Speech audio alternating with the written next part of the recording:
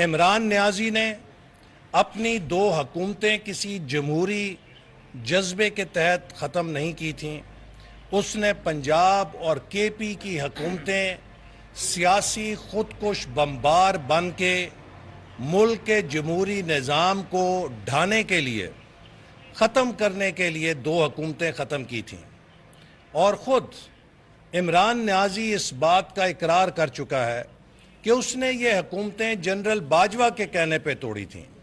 کبھی وہ جنرل باجوہ کو اپنی حکومت ہٹانے کی سازش کا موجد قرار دیتے ہیں، کبھی وہ جنرل باجوہ پہ ان کی حکومت کو ختم کرنے کی سازش تیار کرنے کا الزام لگاتے ہیں، اور کبھی وہ جنرل باجوہ کے اتنے تابع دار نظر آتے ہیں کہ ان کے کہنے کے اوپر وہ اپنی 2 حکومتیں ختم کر کے اپنے پیر پہ کلہاڑی مار لیتے ہیں.